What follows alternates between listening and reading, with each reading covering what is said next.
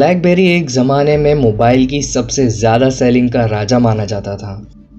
2011 पर 50 मिलियन से ज़्यादा यूनिट की सेलिंग का रिकॉर्ड बनाकर रखा था। ब्लैकबेरी की शुरुआत सिर्फ एक पेज क्रिएटर से हुई थी, जिसमें आप हैंडसेट के थ्रू कोई भी पेज को बना सकते थे। मोबाइलों की शुरुआती दौर में ब्लैकबेरी सबसे पहला ऐसा मोबाइल था जिसमें पहला कीबोर्ड इंस्टॉल किया था, जिसमें कंपनी को लगभग 15 साल लग चुके थे। एक टाइम था जब ब्लैकबेरी यूएस की स्मार्टफोन मार्केट में 50% की शेयर होल्डिंग रखता था और 20% पूरे देश भर की। कुछ टाइम के बाद ब्लैकबेरी के फ़ोन हर जगह पाने लगे, पर ब्लैकबेरी की डिमांड भयानक रूप से नीचे आने लगी। 2016 में ब्लैकबेरी मोबाइल की मैन्युफैक्चरिंग तक बंद हो गई। तो ऐसा क्या हुआ? 1984 में दो ऐसे इंजीनियर कनेडियन शख्स माइक लिजर्डीस और डगलस फ्रैगगिन ने मिलकर एक कंपनी बनाई, रिसर्च इन मोशन। शुरुआती दौर में कंपनी बहुत हल्के फुल्की रुचि लेकर काम करती थी, जैसे local network editing for IBM, film editing, जिसके लिए फिल्म एडिटिंग के लिए उन्होंने ऑस्कर अवार्ड भी जीता 1998 में।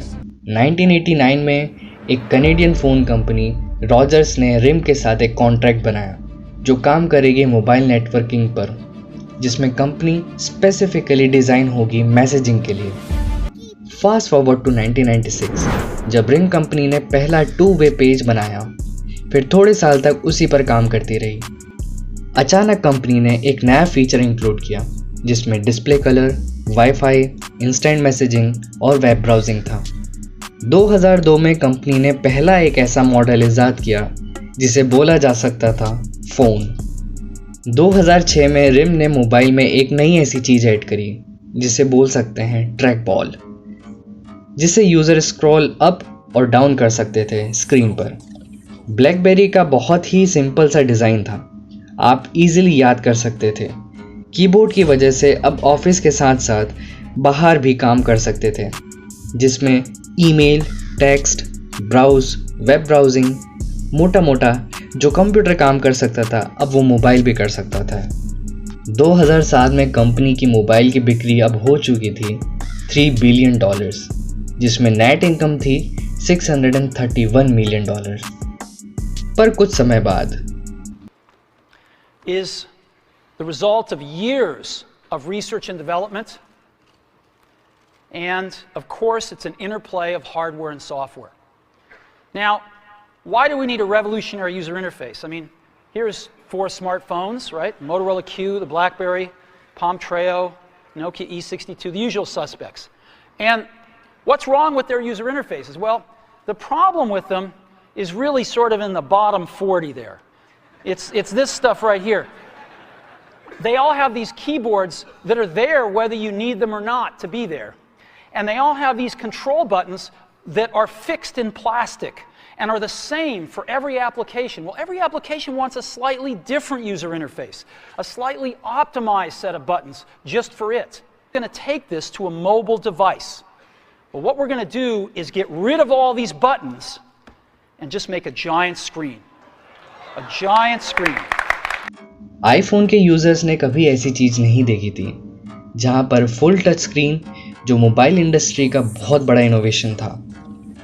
पर ब्लैकबेरी अपने कीबोर्ड वाले फ़ोन ही बनाता रहा। आईफोन ने तुरंत रिम को नहीं मारा था, उसने तो जस्ट अभी एक डेथ वारंट साइन किया था। ब्लैकबेरी अभी तक आईफोन को कंपटीशन के नज़रिए से नहीं देख रही थी। तब तक आईफोन की मार्केट की शेयर होल्डिंग बढ़ चुकी थी।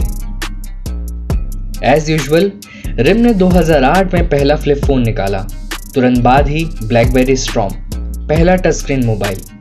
पर स्टॉर्म के बहुत बुरे रिव्यूज़ आने लगे, जिसे डिज़ास्टर घोषित कर दिया गया उसके स्लगिश परफॉर्मेंस के कारण। बट रिम ने मार्केट की क्विक चेंज को अंडरएस्टिमेट कर बैठा। वहीं आईफोन हर साल एक नया अपडेट लाता रहता था। उसके बावजूद ब्लैकबेरी के अपडेट्स ना के बराबर थे। रिम ने कुछ नया करने की कोशिश की, जैसे प्लेबुक टैबलेट, ब्लैकबेरी टॉर्च, पर डिवाइस अब उतना मार्केट में नहीं खड़ा उतर पा रहे थे। जून 2010 में ब्लैकबेरी का परमानेंट ही डेथ वारंट निकल चुका था, जब एप्पल ने आईफोन 4 लॉन्च किया। आईफोन 4 रिलीज होते साथ ही एप्पल ने दोबारा ब्लैकबेरी को पछाड़ चुका था। अब ब्लैकबेरी की समस्या ये हो गई थी कि वो बहुत धीरे चेंज हो रहा था। ब्लैकबेरी ने 2013 में एक टच स्क्रीन मोबाइल लेके आया, जिसकी अभी बहुत देर हो चुकी थी, क्योंकि अब कई लोग आईफोन से या एंड्रॉयड से जुड़ चुके थे। 2016 में एंड्रॉयड के द्वारा 432 मिलियन एंड्रॉयड डिवाइसेस बेचे गए।